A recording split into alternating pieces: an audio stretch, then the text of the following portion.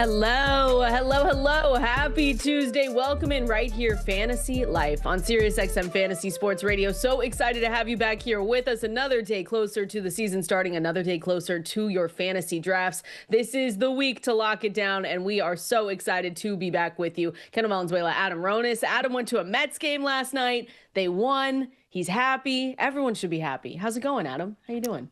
Yeah, it's going well. Definitely a good time. After your team goes down 3-0 and you win 13-3, that's a good night. That'll do it. Look, it's going to get crazy with drafts, so might be the last time I go. Maybe one more. We'll see. September's going to be tough. Unless the playoffs happen, then we'll you'll see, go. Though. I know. That's a big if. That. I know, but it's not, you just have to say it out loud. You went last year. You went 3 times in the playoffs last year or twice? Yeah, 3 playoff That's games crazy. last year. That's so cool. And a watch party at Citi Field, I'm so jealous. How were those watch parties? I like those. Them. Look pretty fun. I like them a lot. Yeah, I think they do a good job with that. So, that's but awesome. Yeah, obviously, I was thinking, I'm looking at next week. I'm like, oh man, next week is going to be crazy. It's week 1. You got to do your waiver wires. You got to remember, there some of us drafted in July, so there's a lot that has changed by then.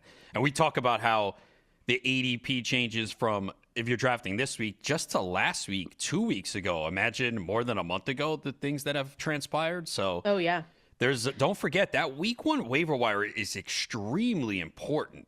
Like you really, people forget sometimes. I've got an article coming out on Thursday for everyone. Yeah, so we'll talk about it. I argue this is one of the more important waiver wire weeks of the year. Like, there's obviously big ones, but these early ones are, a lot of these guys are going to be gone by week 8. It's really hard to find gems unless there's multiple injuries, things like that, like the 49ers backfield last season. But this is really important, especially like you said. I'm scared to look at some of my teams that I drafted in July because I don't want to face it yet, because I know that some of these guys that I picked up at least, or, the late round flyers, they have no chance. And so you have to make sure to go and make those moves, week 0 or whatever we're going to call it for these waiver wire runs. Yeah, super important. We'll talk about that. Yeah, Thursday.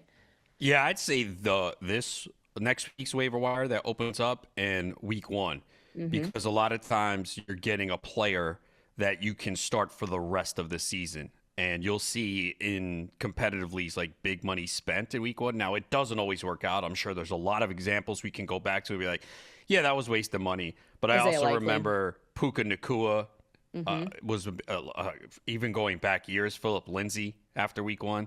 There were people that spent a lot of money. And those players, when you get those players that just you can start the rest of the year, it's a massive difference on your team. So yeah, I think the waiver wires, the first 2 weeks, meaning before week 1, which is next week, and then after week 1, those are like 2 of the biggest of the year. And check this is why it's important, check your settings. I know you, as our commissioner, put a note out of when waivers were going to run and when you could lock those in. Just check, because all these dates are different. I've got different dates for a ton of different leagues. So you kind of want to make sure that you've got the right date when those waivers run. And yeah, it's going to be important. Like, have you looked at any of your July drafts yet? Like I said, I don't want to yet, Adam. I want to feel peace and secure right now. Maybe I'll leave it till tomorrow. I just don't want to look yet. Yeah, I'll probably start doing it next week or maybe over the weekend if there's a down period, because, I still have drafts. I have a draft tomorrow. My home league draft is Thursday. So I'm more focused on that right now, updating my rankings, because obviously with some of the injury news and things changing, it's just, there's so much to do right now. There is. I did a rankings update last night, and it took a long time because we get into this period where it's really important our rankings are always important, but this week especially, where my mind has changed on some guys. I've moved some guys up, had to look at the Commanders backfield, looked at Emeka Egbuka again, said, I got to move him up a little bit more, Adam. We have to hope that Emeka Egbuka, Dwayne tweeted this out this morning, but he was like, if Travion Henderson doesn't work out, it's one of those things where we've put ourselves onto some of these guys and we've said, hey, we really like this guy. We hope that it works out. But that's, I think, the Emeka Egbuka shares, I think, between both of us are pretty heavy. Oh yeah, it better work out for me. It's got to work out. If it doesn't, I'm in. No, to be fair though, in some of those leagues that I took him earlier this month, they were around like 7, and he was like my 4th or 5th receiver. I know in the flex league draft, he was like my 5th receiver. But in that league, I think we have 3 flex spots. in addition to 3 receivers. So I do need him, obviously, if I'm taking him at that point. But now it costs way more. You have to take him from what I've seen. So I don't know what home leagues are like. I see him go in the 5th round now. So the price is definitely increased. The ADP tool, if we use that, it's going to tell you that you can take him later. But I think in leagues with sharp people, he's going to go earlier. Definitely. I've got a home league draft on Monday, and I'm planning probably potentially Monday night. You always do it Labor Day? That's how that's what they like. I'm easy. I'm one of the easier people. You just say, give me a date. I'm always home. Adam, we've talked about this. Don't do this. Don't do this to me. There's usually no flies in your home until yesterday. Something happened. I don't know where it went, but it is definitely gone. It is definitely gone. I got a message today from someone. It's back. I hear it. It's back. Get out of here. I got a message today from someone asking if it was gone. I was like, I hope so. Haven't seen it yet, but you'll if I just drop down and you don't hear me for a second, it's probably back. But yeah, Monday. So I'm not you can't let Emeka Egbuka go past the 6th round. You just can't. I'm not going to. Even if I want to push it and think that my league mates, maybe some of my home league friends aren't going to be all in as us, I'm not going to risk it. Well, I know I can't because there's multiple people. They've got your rankings. Well, yeah, I know at least one guy in my league has my rankings. I know there's multiple people in the league that listen to the show, so... Look, guys, take him in the 3rd round. Take him in the 3rd. Do it. Oh my gosh, that's why our home leagues, those leagues are so difficult. I tell you that all the time, but that's one of the most difficult drafts that I do. Because you're so used to drafting in leagues where okay, for the most part, there's always going to be a couple surprises, but in these home leagues, there are people that just make wild picks. Yeah, exactly. So we're not usually ready for them. But we're going to make sure everyone else is, Adam, because that's why we're here. We've got a little bit of news here. And again, fantasylife.com. I know we talked with Dwayne McFarland yesterday. I tweeted out that link for his article, just the best draft strategies for ESPN Yahoo Sleeper. So that is live at fantasylife.com, 100% free. Same with all of our other articles, the ADP tool that we talk about here, the mock draft simulator, everything you need to be dominating your drafts is over there. Use that code SXM20. SXM20 at checkout gets you 20% off either Fantasy Life Plus Tier 1 or Tier 2, whatever you like. Just make sure you use that code because we've got the best listeners and you guys deserve that discount as well. So let's get into some news. There was actually some big ones yesterday.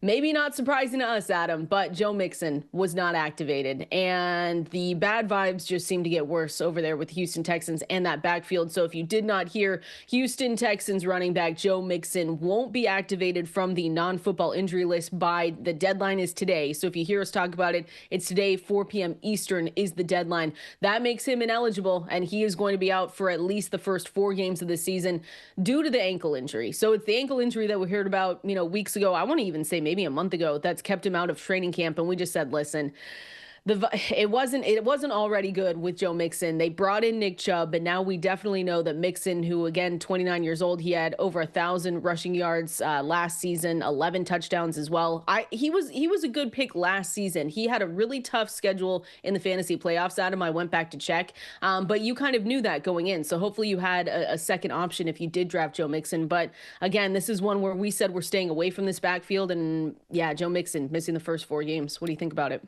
Not surprising at all. I did not draft him anywhere. I don't know how anyone thought that we were going to get a positive outcome here.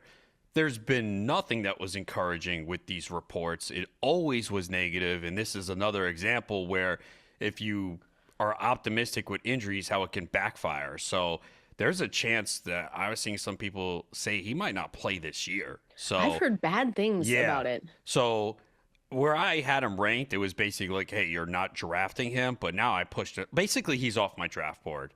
Mm-hmm. Now, if I'm in a league with unlimited IR, 5 IR spots, would I take him in the last round? Maybe, right? I mean, he's free at that point, but I'm not even 100% convinced on that. And I agree with you. I'm staying away from this Texans backfield. Like, there's nothing I want. I'm not taking Nick Chubb, and maybe he proves us wrong. Again, I'm rooting for it, but he's going to move up draft boards now, so I don't want any part to do with that. Now, would he mark slate? Maybe, but again, these guys might start to move up. This was 2 weeks ago. I did take Dameon Pearson, like round 19. I was just going to bring him up because I know we've talked about Woody Marks, and that's the rookie, that's the new shiny new toy in this backfield, where we talked about him with maybe a pass catching role if he was able to get out there. Dameon Pierce, though, I was talking about this yesterday with Ian Hartitz on the Fantasy Life show. He might, if you want late round flyers and and you're looking around, maybe Woody Marks is taken because he's the name that I think a lot of people are turning to. He brought him up. Mind. He said he's interested taking him late. Dameon Pierce. Yeah, Dameon Pierce late. Yeah, it was either round 19 or 20 in the FFWC. Now, again, those are 20-round drafts, and it gets thin. So I said, you know what? Let me take him here. He's had success in the NFL before, and he was splitting time, I think, with Nick Chubb recently. So, I mean, it's probably not going to work out. Again, this is deep leagues. If your draft is 16 rounds, you don't need to go there. There are better options to take there. But there's a chance that maybe he could be getting the bulk of the work. But in general, I'm staying away. I just think this is ugly. I don't think they're going to have success on the ground. And I think it's going to benefit the passing game. That's where I think you want to invest with the Texans.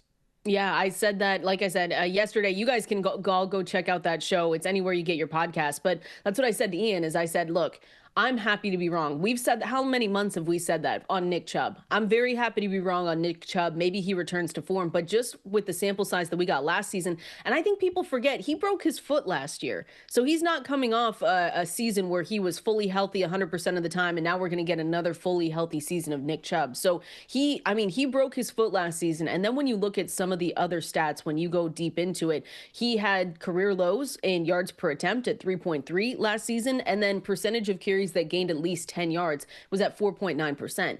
So it wasn't like he was flashing and we just said, oh, okay, perfect. Now this next season, he's going to be like a Christian McCaffrey conversation. Now he's going to be fully healthy. He's got, the off season and it's going to be great. So again, if we're wrong about Nick Chubb, okay, that means that Nick Chubb, the Nick Chubb of old is back, and that's fantastic. I'm just not willing to bet on it like you, Adam. I'd rather go a different direction in some of those rounds. Dameon Pierce, like you said, 20 rounds if you're picking, then maybe, between him or Woody Marks. But again, that's a flyer, and a lot of things have to go wrong for us to see them climb up that depth chart, which could happen. But again, that's 20 rounds. I'm planning on writing him up for the waiver wire column, just because I know that if you're listening and you're not doing 20-round drafts, he's probably more than likely going to be available. And he's not going to be, I'll just say this, he's not going to be at the top of the priority list either. It's going to be one where it's like, okay, if one of your other running backs, got hurt or maybe just isn't looking too good, maybe you can take a flyer on him, but he's not even going to be at the top of the priority list. Yeah, the way I look at it, okay, I have him on the roster. I'm going to see what happens week one. He might wind up being my first cut, right? I'm going to need to cut someone if there are appealing options on waivers after week one. And actually, before week one, I got to see what is available on the waiver wire. So, yeah, again, deep league, you take a chance, see what happens. But my guess is we're really not going to get much value out of that backfield this season. But again, like you said, I mean, CJ Stroud, he's going, I think he's our consensus QB 18, maybe QB 19. So we haven't gone out of our way in drafts, but I do want to revisit CJ Stroud and just say Superflex, it's different. Obviously he's going to be drafted in Superflex formats, but I do think, Adam, when I look at what happened last season and the season that we got his rookie year, do you not think that we're going to be somewhere in between this season? I just don't. A QB 18 finish to me doesn't feel right. And I know there's a lot of other things that we have to talk about with the offensive line. I just think that though last season as well, there were injuries to his receiving room that hurt him as well. Not to say that he's going to come back and be like the rookie season that we saw, but I do think somewhere in the middle feels right, especially with, like you said, this backfield and how bad it might be for these running backs. They're probably going to have to just go through the air a lot of the time. And I think they added some good weapons here to this team as well. I'm kind of excited for it. I could see it. I haven't drafted him, but when we look at everything, it does shape up. We know he's not as bad as he was last year, and he probably won't be as good as his rookie year. So like you said, in between, a lot comes down to the offensive line. They really rebuilt it. He took so many sacks last year. Mm-hmm. He had a lot of injuries at receiver, and they did bring in some pieces. So it's certainly possible. And look, there's going to be a quarterback in that range, and possibly two, that finish top 12. It happens almost every year. The key is trying to figure it out. Like from 18 on, it sounds like that would be your guy in that range. Yeah, I mean, between him and Jordan Love, and we've talked about Jordan Love before, where I am a little bit higher on Love, but then you get into the, I would put Cam Bryce Ward. Young in that conversation. to finish this at top 12? Well, I'm saying if we're picking from that group of like Yes. 18 on, I think he's in there, especially if he can keep up his rushing ability that we saw down the stretch. And then you give him Tedero McMillan as a big weapon there. Yeah, I think it's CJ Stroud, JJ McCarthy if we want to go down that far. I don't know.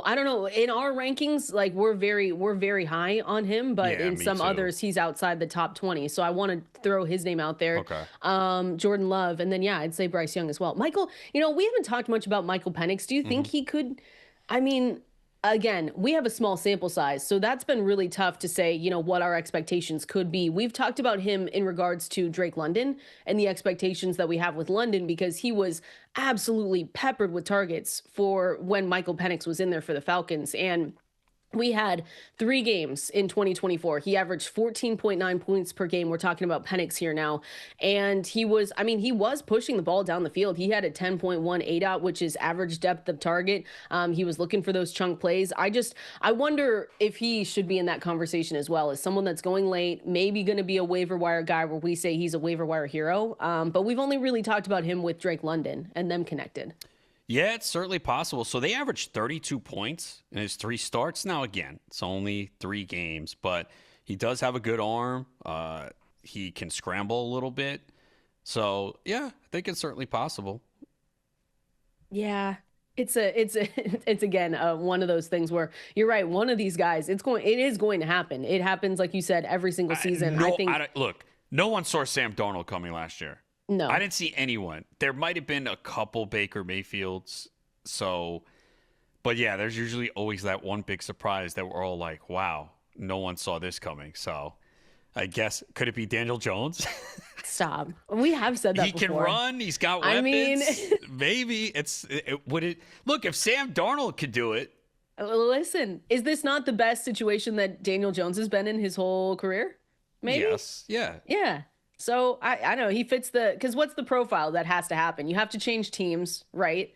And you have to not really have a starting. Well, yeah, you have to really not have had a starting position, and then you jump in and you change the trajectory of your organization. I don't know if I'd bet on Daniel Jones to do that. I probably wouldn't, but I'm just saying, like we would have laughed at the Sam Darnold if anyone brought it up last year. Now, different situation, better weapons, Kevin O'Connell and his history with quarterbacks, so. Yeah, it's easy. It's easy when it happens to look back and go, oh, yeah, look, all the data was there. I had self-reflection last night, and I was thinking to myself, have I been too harsh on Sam Darnold going to the Seahawks?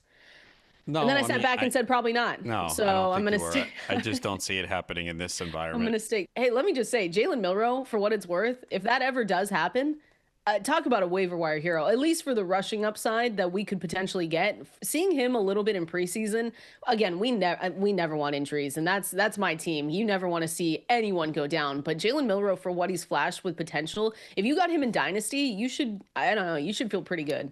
Do you think this tush push near the goal line is going to become a thing with him? They did do it in the preseason, right? I've heard that they're going to try it. Oh, that would be bad for Kenneth Walker or Charbonnet.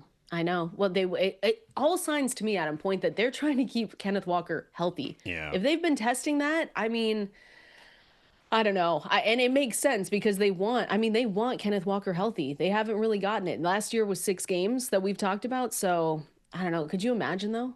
Tush push Jalen Hurts? Or Jalen Hurts tush push for Milroe? Yeah, that wouldn't be good for fantasy, obviously, because no one's starting Milroe, and then he's taking touchdowns away from Seahawks players, specifically the running backs, if it's at the 1. I can hear our overreaction Mondays already, just complaining, getting the calls in, saying, what's wrong? I don't have Jalen Milroe. I love it. It's going to be so good. We are so close to the start of the season, too. We are only a few days away. Like I said, make sure you are going to fantasylife.com. That's where all of those articles live 100% free. Make sure you're calling in, too. 888-963-2682 is that phone number to call in, or you can press the new call-in button on the Sirius XM app. We're looking over at X as well, so at Valenzuela17, at Adam Ronis over there. Got a couple more pieces of news that I want to talk about, more preseason takeaways, and we're going to continue on giving you our favorite potential receivers this season. We're going to do that here coming up next. Talking through a little bit more news that we saw yesterday. It is cut down day, so that's where you're going to see. If you've got your tweet notifications on, you're gonna get a lot of notifications today. But we're going to be here breaking it down as always, getting you ready for those drafts. I saw some auction questions yesterday and today, Adam. So we'll make sure to go through just some auction questions that I see at Valenzuela 17 at Adam Ronis over there. If you guys have other questions, make sure to send them our way. 888-963-2682 is the phone number as well. Just yesterday, though, let me bring this one up. Jakobi Meyers seeking an extension did request a trade yesterday, which was a little bit interesting because then I don't even remember the timeline of this, but it wasn't soon after that they signed wide receiver Amari Cooper. Now, I'm not here to say that Amari Cooper is going to stand in the way of us drafting Jakobi Meyers, but I'm going to be honest. I know that he was seeking an extension for a while. I didn't know that it got to the point, though, where he was that unhappy. So, again, the Raiders and Jakobi Meyers, they've really just been unable to come to terms on this new deal. Las Vegas, I mean, what I've read is that they have no plans on moving on from Jakobi Meyers. He has a base salary this year, $10.5 million.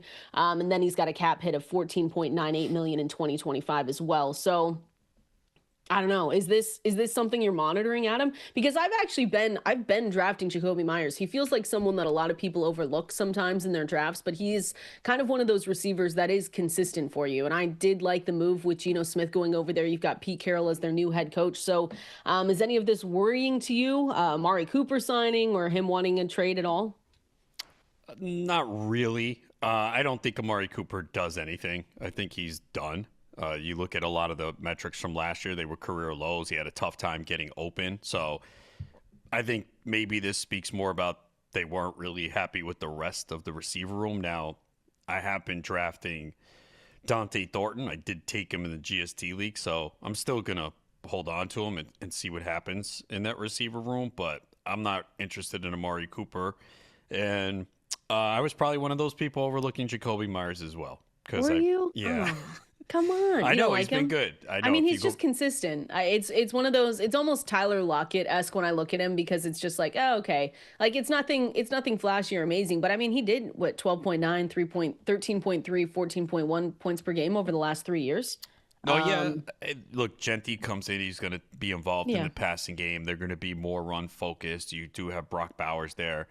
So he's not a big touchdown guy as well. So he's more valuable in PPR formats. But, yeah, I mean, look, I can't dispute what he did last year. It's just I don't have him ranked based on last year's finish. You have him ranked based on what you think he's going to happen this year? Yeah, and it's lower. Not a good floor, though? I always look at him as a safe floor wide receiver 3 type. Yeah, I have him more wide receiver 4. Oh, okay. All right. What is that? What does that put him in your rankings? Wide receiver? Around 40-ish. Okay. Which I'm sure you probably have him higher. Probably like just mid-30s. Yeah, just a little bit. Because I do think wide receiver 3 with a safer floor. I think that's where he goes in drafts, if I'm not mistaken, too, when we look at his ADP. But you haven't been drafting him, so you don't care about this news. Yeah, basically. You're like, okay. I just want to throw it out there. You never know. We don't want disgruntled wide receivers right now. Of course. Come on, Terry just got paid. It's weird that it broke now too. Like I know. Well, I didn't hear about any of that. Maybe I just wasn't paying attention, but I didn't think it got that bad. Jakobi Meyers going pick 83 on Sleeper, 71 on Underdog, 98 on Yahoo, 92 on ESPN. Okay, Consensus. it's a fair price. You're talking 8th round. Mm-hmm. Yeah. That's why I don't think it's bad. But I did just want to throw that one out there just in case we see something going around. But it looks like the Las Vegas Raiders are saying there's no chance, no way that we are moving on from Jakobi Meyers. But you might have saw that one yesterday. I wanted to go and finish up through some of these preseason takeaways, some questions that we had yesterday, and moves that maybe this week we're going to make, Adam, because of what we saw over the last 3 weeks of preseason. I do want to hit on Ollie Gordon here because it feels like now we've talked about Jaylen Wright. I remember talking about him months ago. And Ian Hartitz came on, told us that he is one of his favorite sleepers. Again, this was months ago, but this is an example, Adam, of how we just have to, when things change, we have to change our opinions. And Ollie Gordon right now seems like the backup running back when we're looking at the Miami Dolphins, because before we were saying, hey, Jaylen Wright is probably the guy that you want to go and get. But Jaylen Wright, between, his play in the preseason and then injuries as well, it hasn't looked good. So if we're really looking down the depth chart, it feels like Ollie Gordon right now, would you agree, is the RB2 that you want to have if you want to handcuff, Achane, or if you just want a late round flyer on a guy that could be pushed up depth charts? It feels like it's him. Yeah, he is definitely moved up draft boards. I took him in our GST league at 12-10. So, yeah, and I think he might start to move up even further, especially if we get more bad news on Achane. So, dealing with this calf issue, I know they're saying, yeah, he should be good to go, but how many times do we hear that and they're not ready? So, there's a chance that he plays a big role in week 1. So, yeah, he's absolutely moved up. And again, everything has changed. They brought in Alexander Madison. He was starting to get goal line carries. Then he's out for the season with a neck injury. Not only is Jaylen Wright underperformed in the preseason, he also has that leg injury as well. So it is all shaping up for Gordon to move up the draft boards. That's a player that probably was not drafted in a lot of leagues in July and early August that is on the waiver wire. So there you go. I give you one for your article. You probably had it, though. Thank you. I did have it, but I will say from Adam Ronis in the article now. I'll say courtesy of Adam Ronis if you didn't. But you're right. He was probably someone that, again, because our assumption was that Jaylen Wright was going to be that guy in that backfield. And so now you look at Ollie Gordon and you say to yourself, well, things change. Like you said, Achane is dealing with the calf injury, and they said he should be good, but this is the should be good to go for week 1. The vibes are just not, we've said this, the vibes aren't great in Miami. Jaylen Wright has what is an undisclosed leg injury. I don't think I've seen yet what that is, but that's expected to keep him out for multiple weeks. So then you just go down and you say, all right, Ollie Gordon is probably the guy you want. Let me just say this though, Adam, in a world, let's play this game. In a world where, let's say Achane goes down and it's week 5, never want that to happen, but I do want to play this game. And let's say Jaylen Wright is healthy. Do you think that that's more of a split backfield between Ollie Gordon and Jaylen Wright, or do you think they would give an Achane-like workload to whoever's in there, and then you'd have a clear backup in that situation? I think it depends on how Gordon performs in the absence. There's a chance that maybe he takes over the backfield. Okay, so go get him. Go draft him. Yeah, definitely. That's the takeaway. He should be drafted in all leagues right now. Clearly, he is. Moved up the rankings in a huge way. So it's just, I've generally seen him go around 12, 13 right now. So I think because people are like, all right, when do I pull the trigger? Do I take him now? Is someone else going to take him? So he's absolutely moved up the rankings.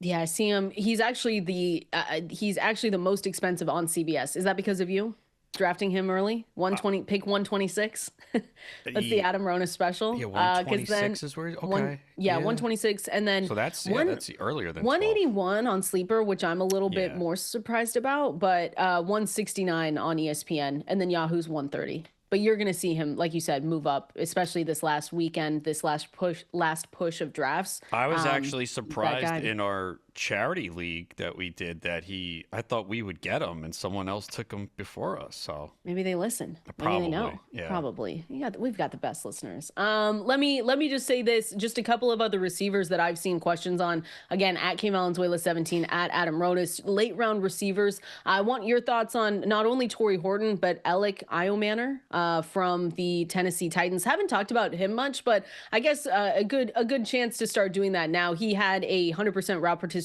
with Cam Ward. I know that Dwayne has written him up a couple of times, led the team with 2 targets. That's 33%. Again, this is preseason. We can't look too much into it, but it feels like, I don't know, Adam, when I look at him, and again, this is later round receivers that I'm looking at, but he really could push his way into this lineup. And then he has led all Titans receivers with that 33% target share when Ward has been on the field. So 2 later names, 2 rookies as well. So a little bit different. Torrey Horton, we kind of know.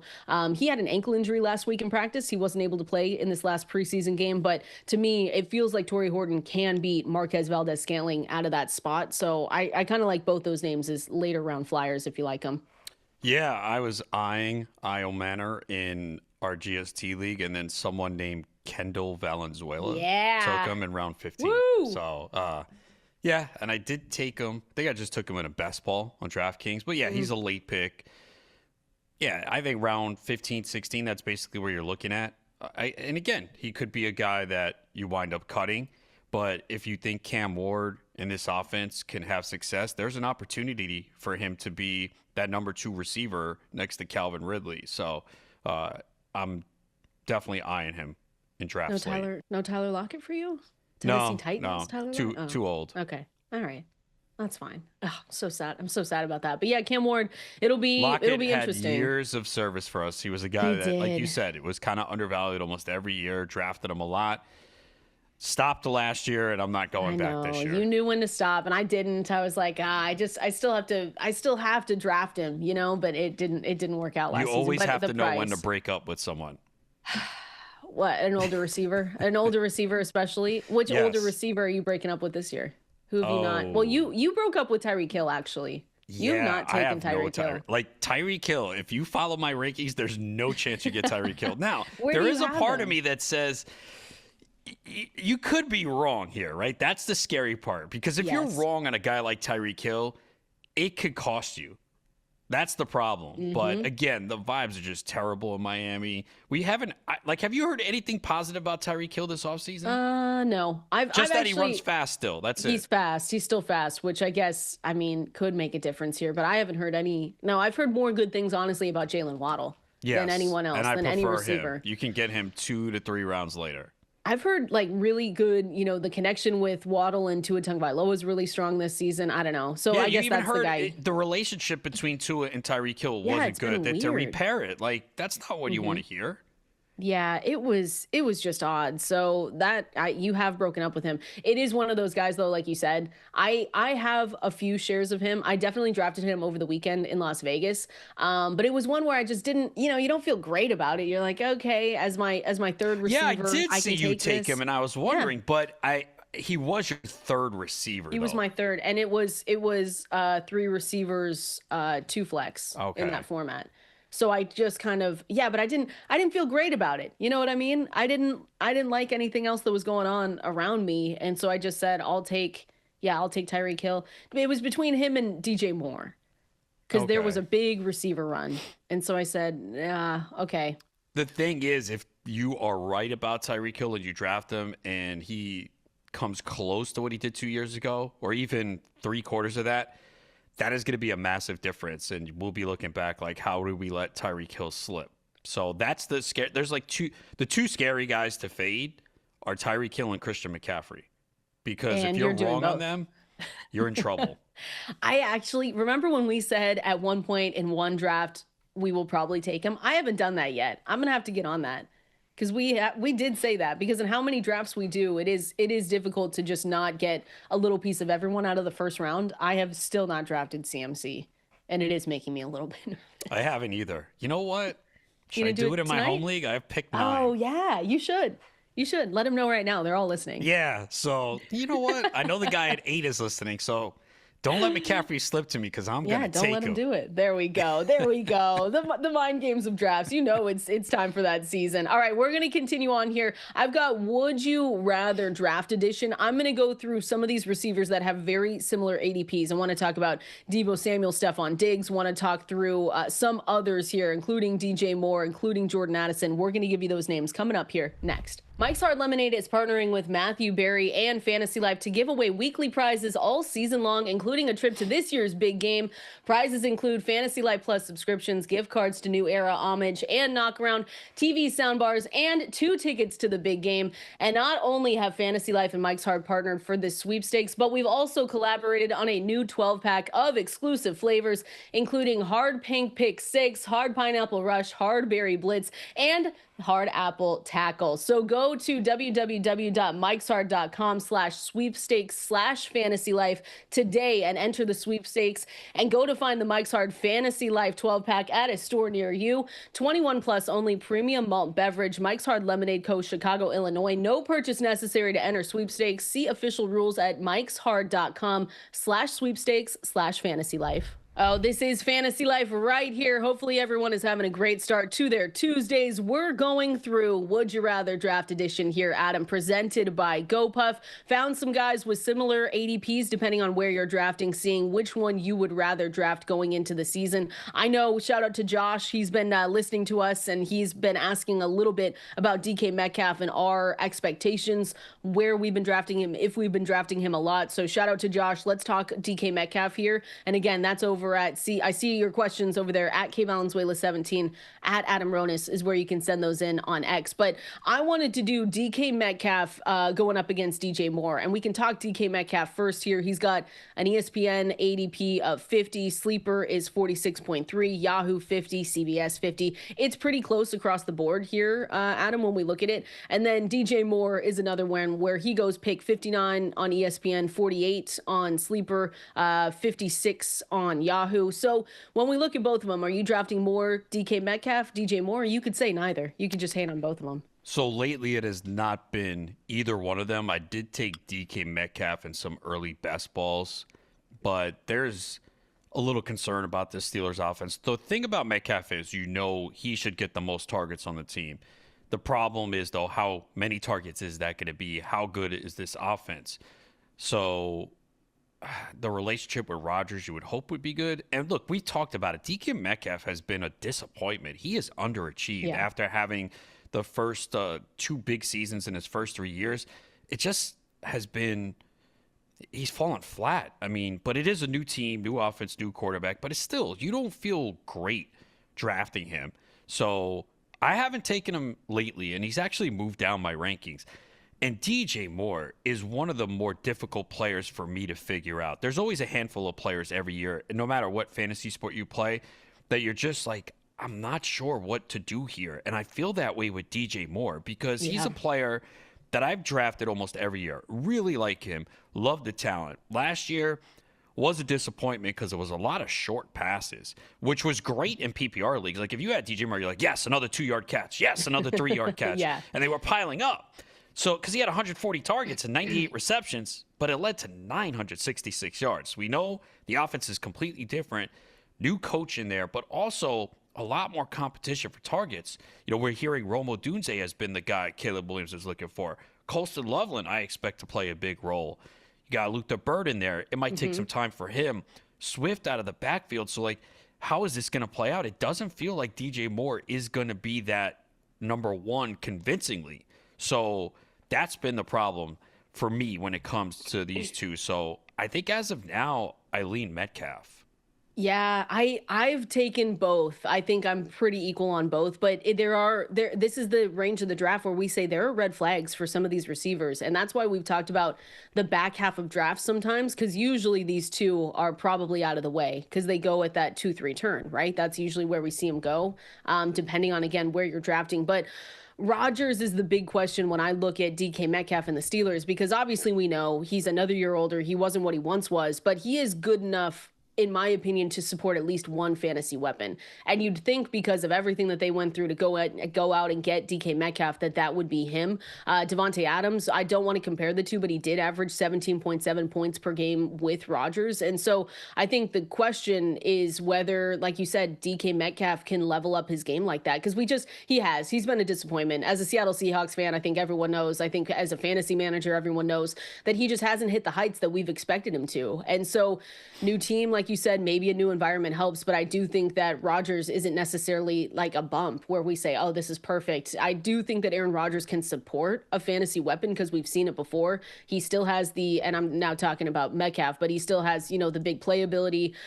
There's a chance where he just gets schemed up really nicely, but it is worrisome. I think borderline wide receiver 2 that can give us a wide receiver 1 finish, but we haven't seen that with him yet. And then DJ Moore, the same thing, like you said. It's so crowded over there. And I've taken him just in case, right? Just in case it does work out. Caleb Williams takes that step forward. He is able to just hold up multiple fantasy weapons, but that's a big ask for Caleb Williams from what we saw last season. But yeah, I think I've gotten just a little bit more Metcalf. I'm a little bit nervous about it, though, to be honest. I've made sure to come back with other strong receivers if that doesn't work out.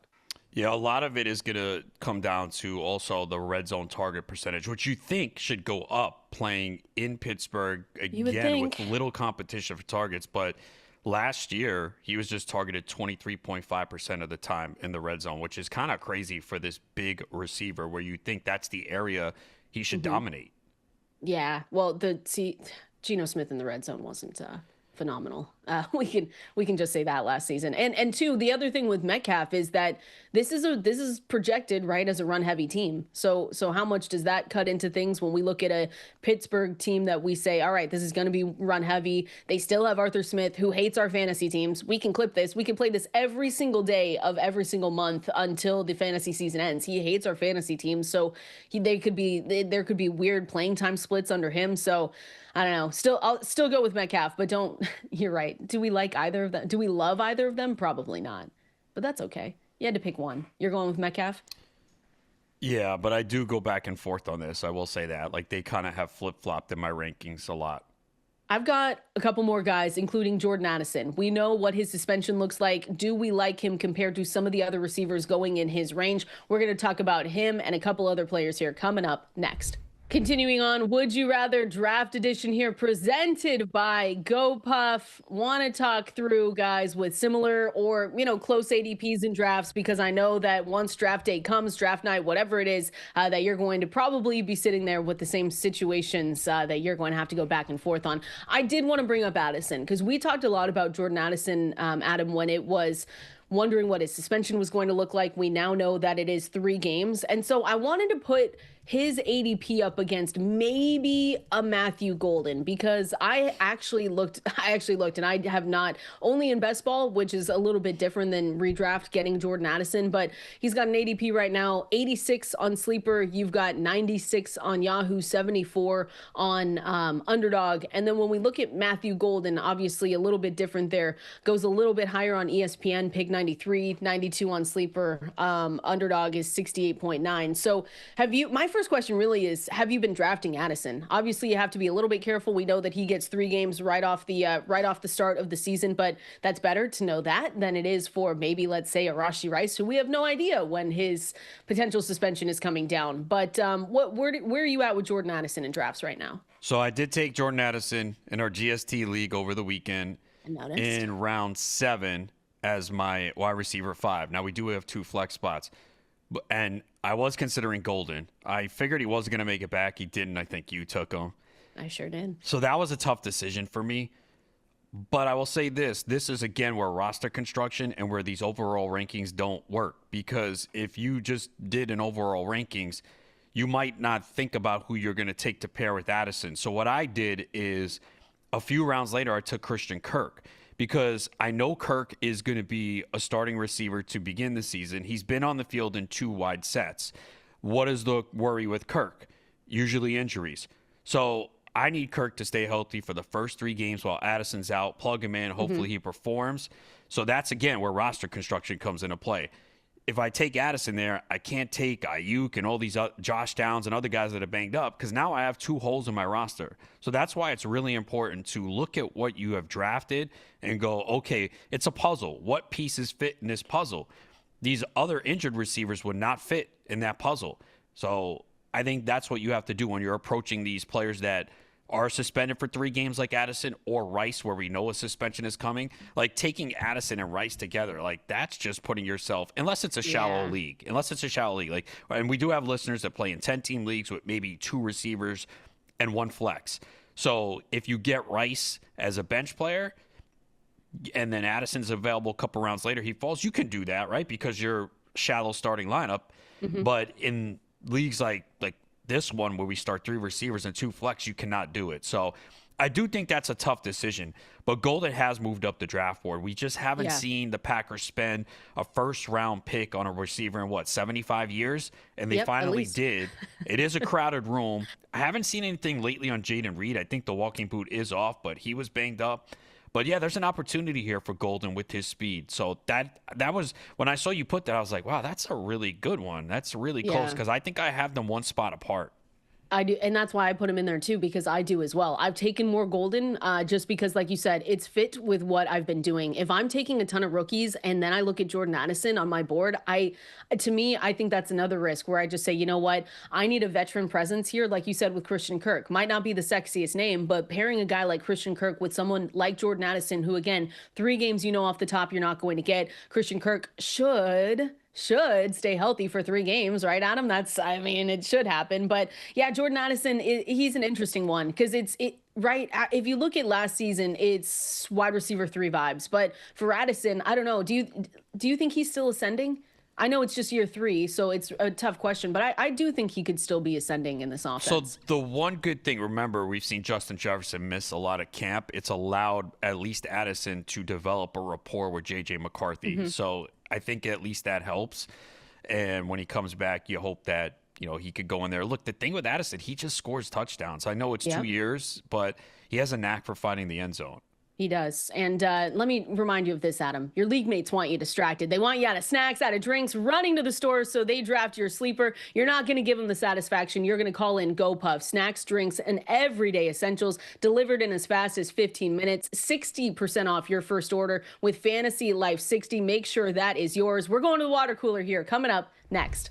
Oh, fantasy football is life in your drafts that are coming up. We are hyper focused on those, and we are getting you ready to dominate right here in the water cooler. We are going through all the pieces of news that you might have missed over the last 24 hours and making sure you are up to date on everything you need to know before going into those drafts. As always, we got the phone lines open. Give us a call. Any questions that you have, 888-963-2682 is the phone number to call in. And then, of course, at Valenzuela 17 at Adam Ronis over there on X. If you have any questions and you just, you can't seem to find time to give us a call, then you can send them over there and we're going to try and get to as many as we can here. But be calling in, or you can use that new call-in button on the Sirius XM app.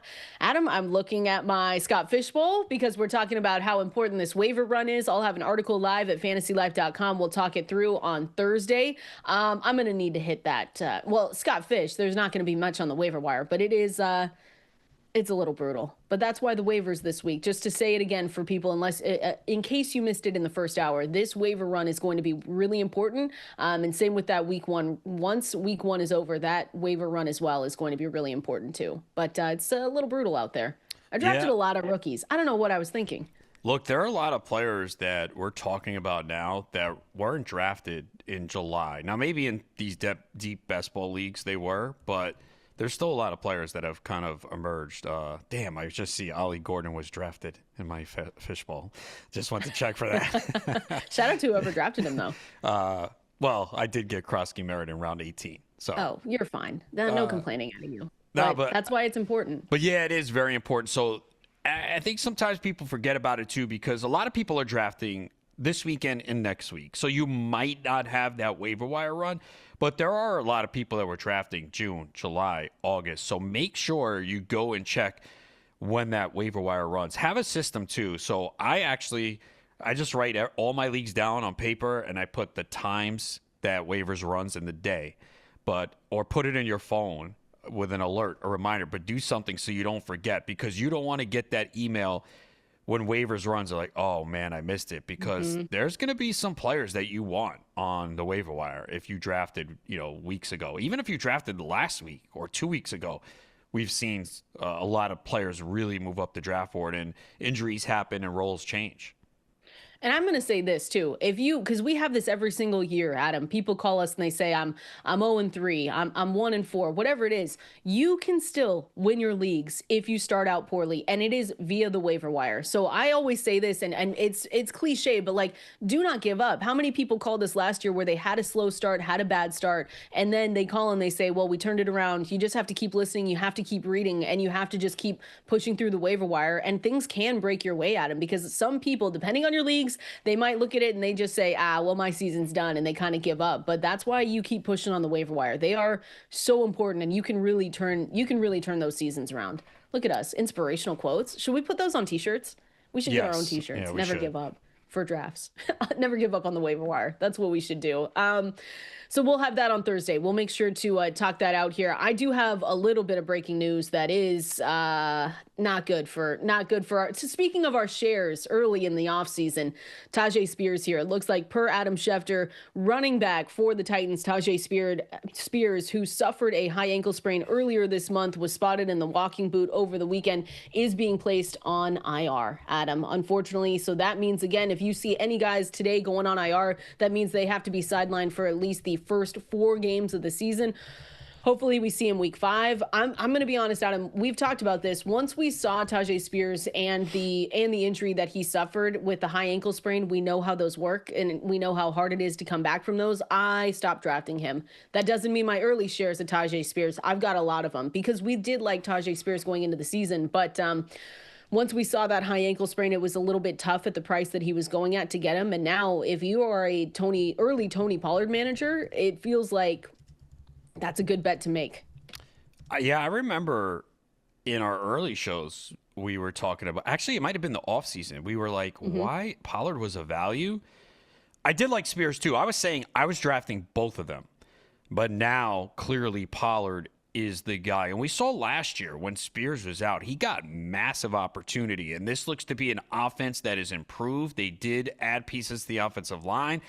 You figure the quarterback play can't get any worse. I know Cam Ward's a rookie, but you have to be impressed with what you've seen and heard from him so far. So this is really good if you have Tony Pollard. And there might have been people out there that got Pollard as an RB3 and possibly an RB4, but clearly this news will just push him up just a little bit more. So, yeah, and with Spears, I was taking him in early drafts. I have backed off. I don't believe I've taken him in the last couple of weeks once I saw that high ankle sprain. We know that even if he was ready to start the season or come back in week 2, players also struggle coming off the high ankle sprain. So, again, like I said, with these injuries, right? Oh, yeah, he should be ready week 1. Now he's going to miss at least 4 games. It happens all the time. So you really have to be careful because if you take too many of these guys dealing with injuries, this is what happens. So imagine you took Joe Mixon. He fell. You're like, oh, I'm getting a value here. Oh, Tyjae Spears has fallen. Let me take him.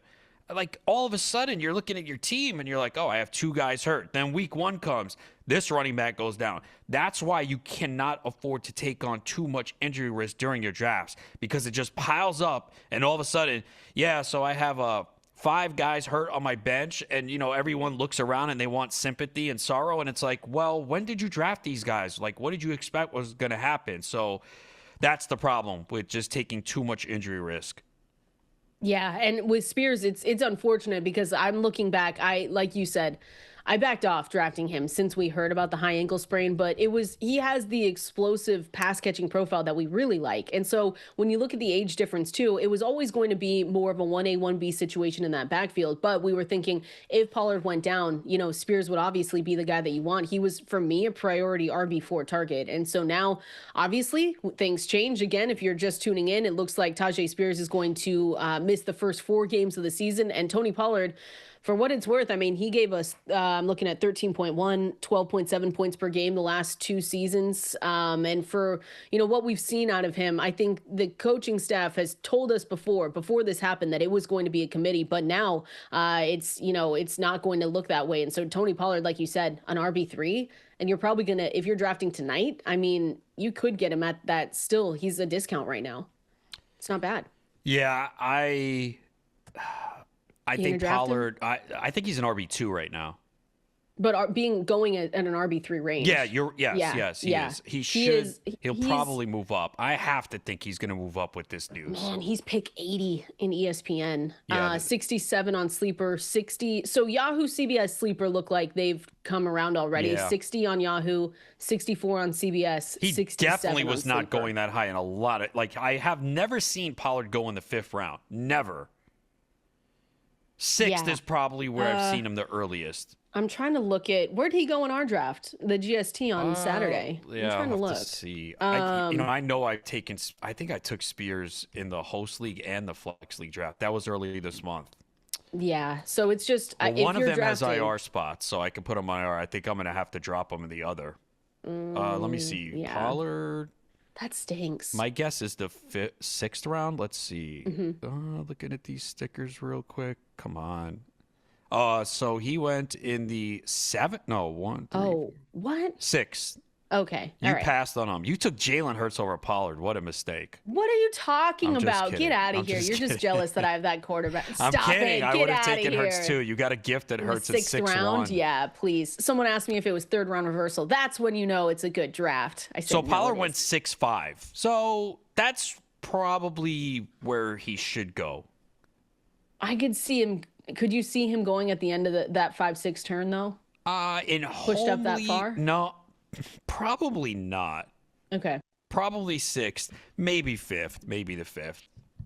Yeah, so not good news, but now so my other question here, have you taken much Pollard after we stopped drafting Tyjae Spears the most? I didn't. I have a few shares of him, but now obviously it's a lot different. So I haven't gotten him lately. I did check. I do have him in Scott Fishbowl. So I was like I said, early drafts, I liked Pollard and Spears.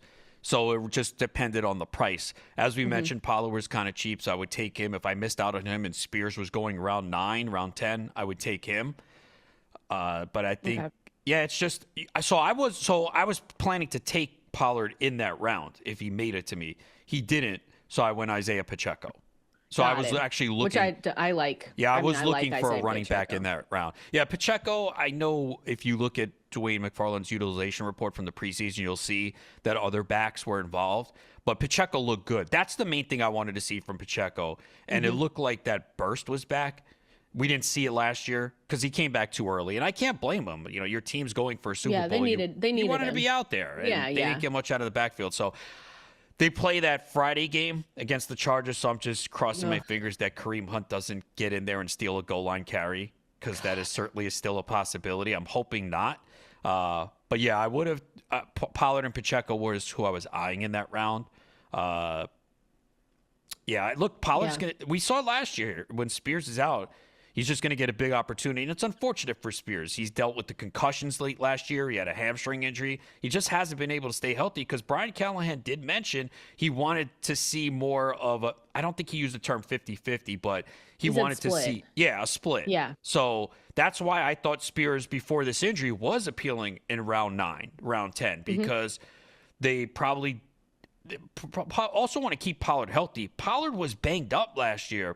He missed, I think it was week 17. And remember, Spears was going off and left with a concussion.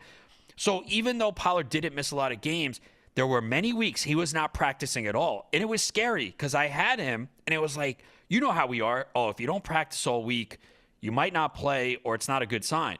And he would play all those games. Sometimes he would have good ones. Other times you could tell, yeah, this injury is a problem. So you always are like, well, the guy's tough. He's out there. But when that happens, the stats suffer. And we did see that from Pollard at times. But he is healthy now, and he's going to get big workloads to start the season, at least the first 4 games while Spears is out. Yeah, Spears, just to finish that up, Spears averaged 20.7 points per game, weeks 15 to week 17 as the starter for the Titans. So that's, I think, what you were referring to. So again, Tyjae Spears missing those first 4 games at least. Want to hit really quickly, just Joe Mixon one more time in case people missed that in the first hour of the show. But Joe Mixon will open the regular season on the non-football injury list with that ankle injury. So we are not going to expect him for at least the first 4 games. I saw a question over there on X, and I see your phone calls as well. We're going to get to them right here after this question. But you know, anyone that we're looking at to target in this backfield, again, Joe Mixon missing the first 4 games, which we kind of expected, not huge news. We've said maybe a Woody Marks, maybe a Dameon Pierce, but in leagues, if you're not drafting 20 rounds, it feels like those guys may, except for Woody Marks, because I have seen him go a little bit earlier than that. Maybe he's taken, but if you're not drafting 20 rounds, Adam, it feels like those 2 would be on waivers right now. Yeah, I am not interested in this backfield. It would just be really late. Like I said, I took Dameon Pierce in round 19 or 20. Woody Marks, if he's the highest guy on my draft board, I might consider, but I don't think we're going to get much out of this backfield. And the only way I take Joe Mixon is if it's late in the draft and I have unlimited IR spots, because at that point, all right, there's not much difference than what's here. Draft and put him on IR, but I do not have a good feeling at all. So if you have no IR spots, he's off my draft board. All right, let's go out to the phone lines now. Again, the phone number to call in, 888-963-2682, or you can press that new call-in button on the Sirius XM app. Let's go out to Peter in Scottsdale. Peter, what do you got for us? Hey, guys. Thank you for taking my call. Kendall, Adam. Superflex, half PPR. I have Jalen Hurts and J.J. McCarthy, and then Geno as my third QB. Aaron Rodgers just came available. Should I get him instead of Geno, or do you all like Geno as a third? And also, if you can help me out, I've got the Bills as a defense, and the Ravens just came available. Should I have the Bills and the Ravens, or just stick with the Bills or the Ravens? All right. First of all, I will say just stick with one defense, right, Yeah. Adam? We don't need to be carrying two. So I would No. stick with it. Let me look through our rankings though on that one. But Geno, Peter has Geno. Would you slip him out and trade him for A-Rod? No, right there. I'd right. keep Geno. I think more weapons. It's a better offense, so I would keep him. And I'd rather have the Ravens defense. Think they're better. Yeah, take the Ravens. Don't carry two though. You don't need it. Well, you can figure it out during the bye weeks. It'll be okay. But I just don't like carrying two defenses. But appreciate you calling in here, Peter. I don't like to carry one. Yeah, them and kickers, right? Most of my leagues have stopped. I'm still in a couple that I'm just like GST. Well, because we model that after the high stakes leagues, and they do use defense and kickers. We changed the team kickers at least this year. I know you did do that, yeah. But stick with Geno over there, Peter. Appreciate you calling in. Let's go out to Sean in Long Beach. Sean, what do you got for us? Yeah, I got we're looking at a 14-team half-point PPR. A little keeper question. I got Brock in the 4th, Bucky in the 9th, or Nico in the 10th, and I keep two. Ooh. Oh, my gosh. I wish I had this problem. Brock in the 4th, Bucky in the 9th, Brock, Nico. Purdy, or Bowers? I know it's Bowers. It's Bowers. I know. Stop it. I know. Just checking. You never know. It would make the question could a lot be a San easier. Francisco fan. I think Nico is definitely one for me in the 10th. Yeah. I think you have to keep Brock in the 4th in a 14-team league. I know 14, Bucky's intriguing, but it's a 14-team league and Brock Bowers in the 4th round? So would you Brock and Nico? Gosh, leaving Bucky though. I know it is. Okay, what would you do? It feels like you want Bucky and Nico. I do, but you're right. I'm looking at where he goes in regular formats, and again, that's 12 second round teams. Bowers. Yeah, 12 teams, so 14 to have Brock in the 4th. You're right. Yeah, I just hate leaving Bucky. I understand that, but that's why he called. It's a tough decision. He's looking at you, Kendall. Give him an answer. I gave him Nico for sure. Nico in the 10th is beautiful. I'm gonna go Nico and Brock. Bowers. If it's Brock Purdy, then forget about it. Go with Bucky. Well, we're more than assuming that it's Brock. That's a nice team, by the way. For Sean. It's a good problem to have. You just with 14 teams too? Yeah. That's nice. Wow, great drafting. But yeah, Brock in the 4th, Nico Collins in the 10th. Let me just say this, Adam, I need more Bucky Irving this season. I haven't been in positions to draft him as much because he's going usually where you were going. You know, that 3rd pick, you got him in that draft for GST. Yeah, 3-3. I need more.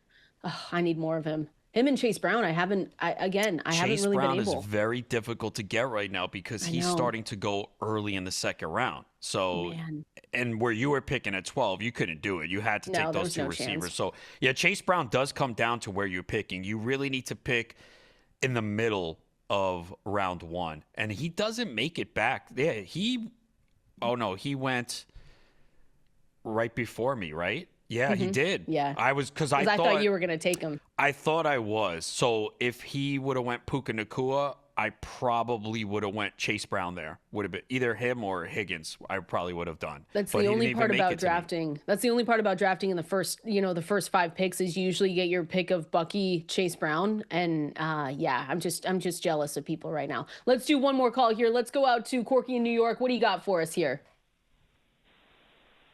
Morning, guys. Thank you for taking the call. I'm in a 10-team PPR league, no keepers. I have the 9th pick. So my question is, I don't know if I should go towards a running back first or a wide receiver. And you got to figure the top players are going to be taken already. Yeah, and I think it's different, Adam. This is why we talk about it too, because 9 spot in a 10 team, you should still be getting really good players, even when we get into the 3rd, 4th, 5th, 6th round. So when you're at 9, I'm gonna the only assumption here is that if Christian McCaffrey's on the board, do you take him at 9? Because it's like CMC, Puka, Genti, Nico. Yeah, I'm taking the best player there. Like I'm not really worried, especially 10-team league. There's more talent available. I'm going to take the best player. It also your starting lineup, I guess, comes into consideration too. Is it 3 receivers, 1 flex, 2 receivers, 1 flex? But generally at 9, I'm just taking the best player on the board. So it's probably a receiver for me, whether it's Malik Neighbors, Brian Thomas. You know, if Ashton Genti falls there, you like him, you could do that. And again, everyone is split on McCaffrey. Some people think he's healthy now. He could be the RB1. They're going to take him. Others have concern about the age and injury. So it all depends on your perspective on McCaffrey. Sometimes he doesn't even last there. I've seen him go 5, 6 off the board. Yeah. And again, you're going to have really good players there as well. So it really is best player available. And then you look through the tiers, right? Because again, you're going to have really good receivers. Like Nico Collins could be there. Amon-Ra St. Brown has been slipping. You could probably get him as your second pick. And then, like you said, Puka, Ashton Genty, Brian Thomas Jr. There's solid receivers in that range, especially with 10 teams. Picking 9 is fine. You're going to get 2 really good players to start your draft. I love that. Should we do a 10-team league? That would be fun. It would throw us off. I haven't done it. I don't remember the last time I did a 10-team league. We'd be like, whoa. We just come back on and we'll say, we actually drafted so poorly because we haven't done that in a long time. I like it. Thanks for calling in, everyone. Again, phone number 888-963-2682 is the phone number to call in, or you can press that new call-in button on the Sirius XM app. We are over there on X at Valenzuela17, at Adam Ronis, so you can send in those questions as well. We're going to continue on here, Adam. We're talking with the one and only Paul Charchian. We have to go through some Guillotine League questions. Are we willing to pay the new price and the higher price on some of these big ADP movers? We're talking through it coming up next. This is Fantasy Life, and while we're getting you ready for all your fantasy drafts, you need to be getting ready for your Guillotine drafts as well, and that's why we are joined right now by the incredible, as always, Paul Charchian here. Paul, welcome in. How you doing? How's it going? Well, I'm doing great. It's and if you draft in a Guillotine league the same way you draft as in your regular leagues, man, you are looking at like a week 3 chopping, because it is you're gonna lose. It is a whole different beast. And I put together player rankings cheat sheets for both standard and regular, and there are guys that are separated by like 50 picks just because of the format difference. It's a really, really different animal, and it uses your fantasy brain in a very different way when you play Guillotine. My favorite thing that you've told us is like the first time we had you on talking about Guillotine Leagues, which everyone should go and check out, guillotineleagues.com, download the app. It is so fun, a different way to play. But you just said everything that you just talked about for fantasy, throw it out the window because it really does not apply for Guillotine Leagues. So before we get started, because we're going to go through, the new higher prices on some of these guys, some of these big ADP movers, if we're going to pay the price. But I did want to ask really quickly about Joe Mixon, and a guy like Joe Mixon, who, again, when we look at the backfield, we say, well, when he's healthy, he should be the RB1, but is he, to you, draftable right now? Yeah, and let's throw Tyjae Spears into this conversation too, for people that may be just joining right now and haven't heard the news that Tyjae Spears is on injured reserve, so he'll miss at least 4 weeks as well. And unique to the Guillotine format, there's no waiting around for somebody to get healthy. You could get chopped. You put real draft equity into Joe Mixon or Tyjae Spears, who will give you 0 points and are not startable. In a format with 18 teams, you don't have many other places to go. It's not like you have a deep roster when you're battling against 18 other teams. And I just need to stay alive. So even if you love Tyjae Spears, you're like, oh, I think Tyjae Spears is going to have a great second half of the season, going to come back and take the job away from Tony Pollard. Well, Tyjae Spears, there's a good chance Spears and Mixon get cut in week 1 or week 2 or week 3 or week 4 when they're not playing football and giving their fantasy managers 0 points, and you could just go bid for them then. This is the beauty of Guillotine Leagues. The draft is never your last shot at any player. They're going to pop up on waivers. It's just a matter of how many more times when their owners get chopped. So it's a great opportunity to get players that you want later. Joe Mixon, Tyjae Spears, to me, and you guys can answer as well, undraftable. Would not put a pick, even my 14th rounder, into guys that I know are going to miss the start of the season. I think we're on the same page. I wouldn't do it, especially we were already saying, Paul, to not draft Joe Mixon in general in fantasy. So then you go over to Guillotine Leagues, it's like we'd rather go a different direction. That's right. Yeah. You're clogging a roster spot with somebody that could get you points. And we're just trying to stay alive in September, and not taking zeros is just pivotal to that. Exactly. And that's why I'm excited, because you said that you guys on the Chop podcast, which everyone should go and listen to wherever you get your podcasts, you guys are talking about, and we're going to talk now about paying the new higher prices on some of these big ADP movers. So I'm going to let you take it from here, Paul, and you let us know the players if you're willing to pay that high price, and we'll let you know the same. All right, let's look at some of the biggest ADP movers that there's been, and then let's talk about in Guillotine specifically, are you paying the new price? Beginning with the biggest mover of the preseason, Washington running back Jakobi Croskey-Merritt. Bill, I love it. On August 1st, he was going off the board at running back 66. Today, running back 24. So that means if you want him, Jakobi Croskey-Merritt's like fourth rounder in these big Guillotine League drafts. Now, he has usurped Brian Robinson, so, he's off to San Francisco. But I'm going to be the wet blanket on this and tell you why I wouldn't pay this new high price on Jakobi Croskey-Merritt. Number one, he had one good preseason run. He's turned 19 carries this preseason into 70 yards. That's a 3.9 yard average. I don't know. I haven't seen with my own two eyes yet. And this is a format that mitigates risk. We do not want to put risk on our roster. I don't know how good he is yet. He hasn't played any snaps with the Commanders' first team offense yet this preseason. And I'm apparently the only believer in Chris Rodriguez, who through 2 years has averaged 4.8 yards per carry and 4.9 yards per carry. I think this thing could be a muddier backfield than people realize. And the price, to me, too high on Jakobi Croskey-Merritt. What about you two? It's, let's say, in a guillotine draft with 18 teams, it's the fourth round. He's still there. If you're going to take him, you need to take him. Here, he's got to be a starter with your fourth round pick. What are you doing? I'm passing. Like, it was fun getting him in the double-digit rounds. Now it's just gotten out of hand. So I agree with you. We're just not sure exactly what's going to happen in this backfield. We know Austin Ekeler is going to play a role in the passing game, so that's going to limit the receptions for Croskey-Merritt. And then Rodriguez could get goal line carries. So this price is just way too high. I'm passing. Yeah, the price, when you put it into perspective, Paul, of saying it's fourth round, I'm going to pass too. But I'm curious if that means for you, Rodriguez or Ekeler. Do you like either of them more? Yes, we're at their ADP, and especially Austin Ekeler in the guillotine format, which is full PPR. Austin Ekeler, every game is chipping in 3, 4, 5 catches. So there's 5 points. Those 3 or 4, 5 catches is 40 yards. I've got 4 more points. Now I'm sitting at 9 PPR points by itself. Plus he chips in 30, 40 rushing yards. Now I've got 12 points almost every week from Austin Ekeler. And that's how you don't get chopped. That's how you don't finish last in a guillotine league. You mentioned Ekeler weeks ago, too. I think we were talking about value running backs, and you brought him up and made those same exact points. Yep. And that's because I repeat myself and repurpose my own content constantly. That's why we listen to Paul Charchian. If anyone takes anything away, it's listen to Charge. Go look at his rankings. What other players have been moving up? Let's see if we're willing to pay the price. All right. Let's talk about Miami running back Ollie Gordon shooting up draft boards right now. His August 1st average draft position was running back 90. Today in guillotine leagues, he's going up the board running back 51. Now, that carries with it approximately a 9th round average draft position in these big 18-team guillotine drafts.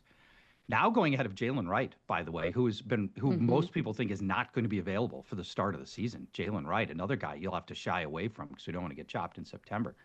So, as you know, Gordon has been the most effective Miami running back in the preseason. He ranks 4th in preseason yards after contact. He's just mowing down these 3rd and 4th string slappy defenders with ease, crushing these guys. He looks great, but Gordon remains the backup in an offense that didn't have much room for anybody other than Devon Achane last year. He ran his 40 time for Ollie Gordon was a 4.61. There's a point at which you are simply too slow for the NFL. Ollie Gordon is right on the cusp of that. And maybe these 3rd and 4th string defenders in August aren't a problem, but maybe the 1st string defenders will be for Ollie Gordon. He runs hard every play. He brings physical play that Devon Achane can't. So there's things to like here about Ollie Gordon. Kendall, Adam, are you buying in, let's say, round 9 for Ollie Gordon? So round 9, I'm just saying, I'm looking at our draft that we did, Paul, just a couple of days ago. And I think round 9 is still, you're getting the Braylon Allens of the world, the Bashal Tutins, the Wan'Dale Robinsons. Ooh, I might say yes. I might just say yes on this one because again, with Achane, they say he should be good to go for week 1, but what if worst case scenario happens, Paul, and he's not? Or it's, it's worse than we could expect, which again, it's hard in guillotine leagues, but if it's 9th round and we're already starting to get backups, would we not want the RB2 on a team that maybe potentially already has an injury to their RB1? I don't know. What do you think, Adam? I'm with Kendall. I'm in on this one. I think there's a chance that Achane doesn't play week 1. We hear these teams tell us all the time, yeah, they're good to go. They're going to be ready. It's a calf issue. They might be cautious, sit him out. And Wright hasn't looked good in the preseason dealing with the injury himself. So there's a chance that he plays a big role week 1, week 2. So you're looking at RB 51 here. Yeah, I'm taking that chance right there. Yeah, I'm a little skeptical if it's still RB51. Our ADP metrics go over time, and they go back, I don't know, like 7-10 days. I wonder if he's really still going off the board that low. But I like that we've got a little bit of change of thought. Let's do one more player. Big ADP riser, especially lately. Detroit wide receiver Isaac TeSlaa. On August 1st, he was going as wide receiver 91. Now he's up to wide receiver 55, so he's still in that like 9th round area. Looked amazing in the preseason. He's got a PFF preseason rank as wide receiver 11. He's the only player in the NFL with 3 receiving touchdowns in the preseason. But Dan Campbell also doesn't play as starters in the preseason. We don't know where he really stands in the pecking order with other players like Khalif Raymond and Tim Patrick. Tim Patrick didn't play a snap in the preseason like the other starters for Detroit. And at Arkansas, TeSlaa played almost exclusively from the slot, and the Lions have a pretty good slot receiver already in Amon-Ra St. Brown. So I ask you, Kendall and Adam, are you taking Isaac TeSlaa in his new lofty draft position? Let's call it the 9th round. Adam? No way. Can someone explain this to me? Like, I get taking him in redraft leagues in the final couple rounds, but this ADP here, it says wide receiver 55. Like, how? Like, we have so many options on Detroit. I know he's had a good preseason, but I don't get this at all. I'm with Adam. I would not take him again. It's just one of those things where, right, Paul, a lot of things would have to go wrong. They'd have to have a lot of injuries for him to step up, it feels like, to give you good enough value in guillotine leagues where he's not getting you chopped, right? Like, how many Detroit players can we take? And Sam Laporta, Jahmyr Gibbs, Amon-Ra St. Brown, Jameson Williams, like, they're all going to go off? Right, every week, right? And that's the thing with the guillotine league is we can't take dud weeks. You can't. This is how you get chopped is Isaac TeSlaa has a 2-catch game, which is very possible, particularly at the beginning of his rookie year.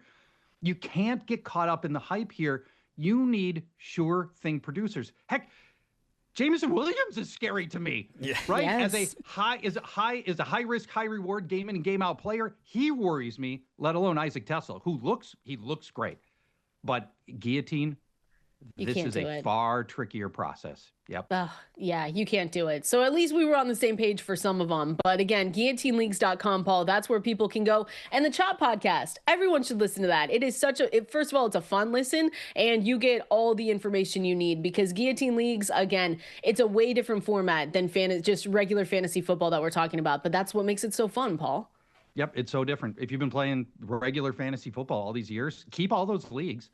Just add a guillotine league so you can start using your brain a whole new way. Again, we haven't really explained how it works, so just so people know, if they haven't heard already, no head-to-head matchups. Instead, every week, the low-scoring team, chopped for good, all their players, go to the waiver wire, and the rest of us build superstar rosters to carry us, hopefully, the rest of the season.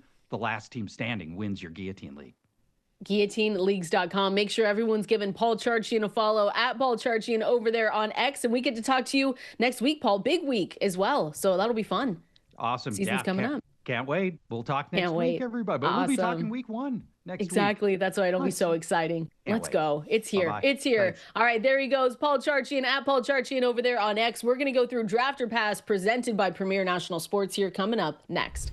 All right, it's Tuesday. We are just days away from the start of the NFL season. It is everything that we've worked over these last couple months for. I know that we've got big drafts this weekend and going into next week, and we're here to help you out. So again, make sure if you can't call in, you're sending us some questions over there at Valenzuela17, at Adam Ronis over there on X. I've seen Adam a couple waiver questions. One even just recently here that I saw saying that Tyjae Spears was one of the only big backups that this team had. And so sent a picture of the waiver wire. Some guys that are on there said, I have two great running backs in Gibbs and Chase Brown, but my only good backup was Spears. So we'll talk through, which guys to go and get. First look though, I mean, we've got Rico Dowdle, Roschon Johnson, Marshawn Lloyd, Will Shipley. It's going to be tough out there. If you did have Tyjae Spears as one of your backups, like first glance, I would probably go Rico out of all those guys with guys that have the potential to start. Yeah, I would. I'm assuming maybe Ollie Gordon's available. I would check that. They might have not put him on the list. Because remember, he's down in rankings though. I know, but well, yes, because this is being sorted by projected points for week one. So try and, that's a good point. Just try and in case, sometimes people don't give you the full. Gosh, we're already going to have to be starting to talk about Miles Sanders, Pierre Strong. Yeah. No, it's brutal.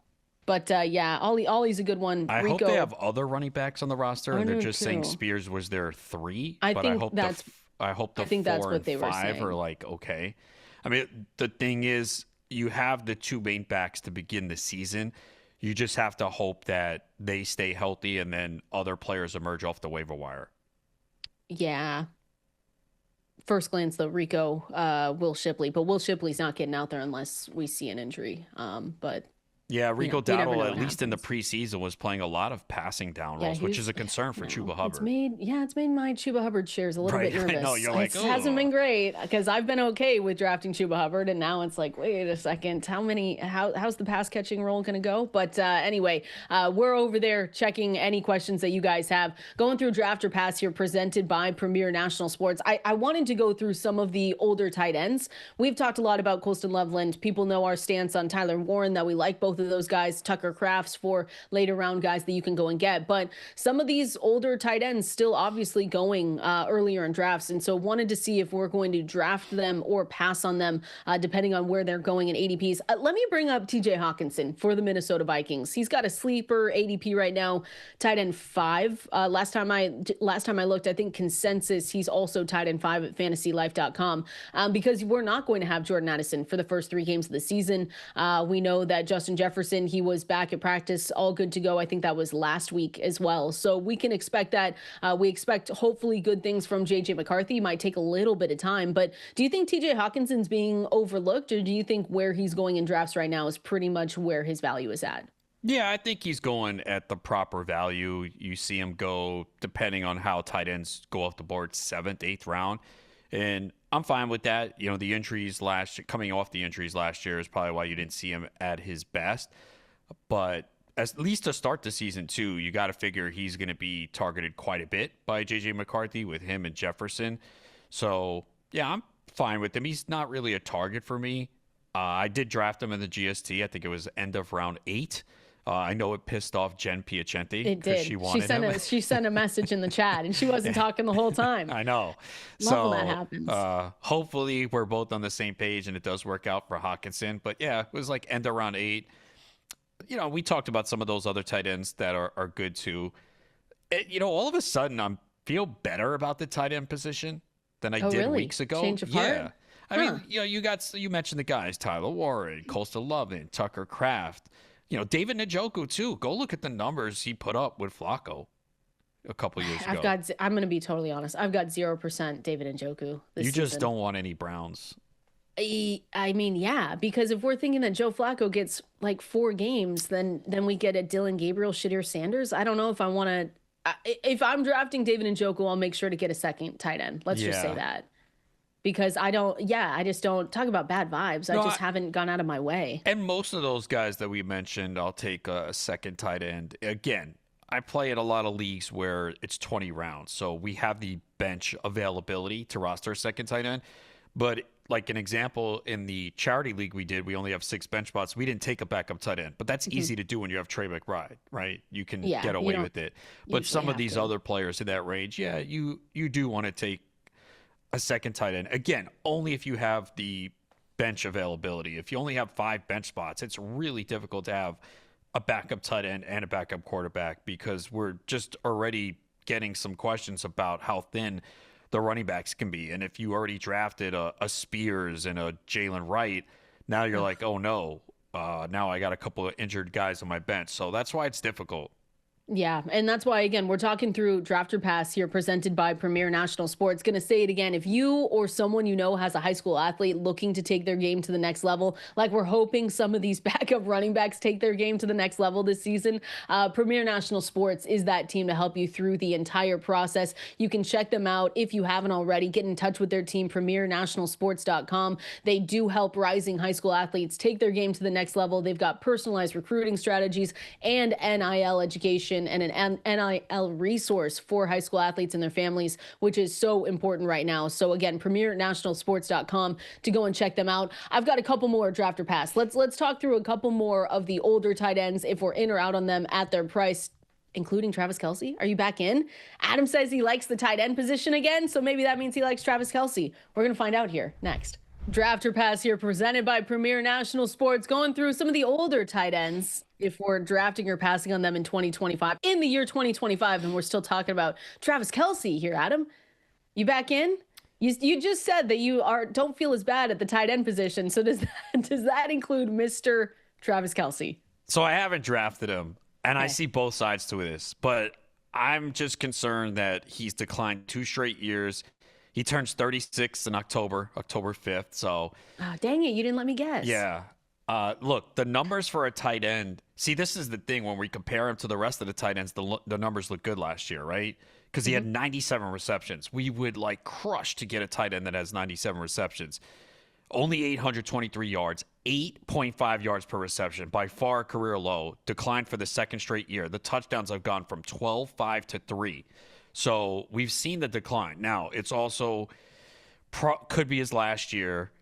The offense looks like it's going to be more explosive, but there's also more competition for targets when they're healthy, which is a big question. Hollywood Brown has not shown the ability to stay healthy, already dealt with an ankle injury here in training camp. We know Rashee Rice is going to get suspended. How many games? We don't know. You could make the point, okay, well, with all those guys and all that speed, it's going to result in easy catches underneath for Kelce. And so the key for Kelce to me is, are we going to see those touchdowns go up? And I do think the Chiefs offense is going to be more explosive. I think they're going to be better. So if he gets to 7-8 touchdowns, he will return value. And I should probably be in more because the price is way cheaper than last year. It was easy to be out last year because he was going, top 3 rounds? He's going around 6, 7, 8 right now. But I got to say, I have not been able to draft him. But I really do see both sides of it. And I actually have him ranked at tight end 6, but I also put in my write-up that I'd rather go in a different direction. So, it's a tough one for me. But I'm going to say I don't think I'll be drafting him. I have none so far, so. Yeah, I'm looking right now. Let's get this ADP tool up. Do you have it in front of you? Yeah, I've got it. Okay, what do we got? To me, in my mind, he's too expensive. I can't do the 60s. He's in the 60s consistently across the board. Okay, then I'm not doing that. So then his price I remember looking maybe a month ago, he was around close to 100 ADP. Yeah, because I remember I wrote that up on one of them where I said, okay, at this price, maybe you consider it. But no, I mean, ESPN 63, he's going 65 on Sleeper. I can't do that. Sorry. It's too expensive for me. I'm with you because I do think that, while we've seen him decline for the last couple of seasons, 64 on Sleeper, 62 on Yahoo, 69 on CBS. The only place I'm drafting him is Underdog because he goes pick 94. I don't know. I can't do it.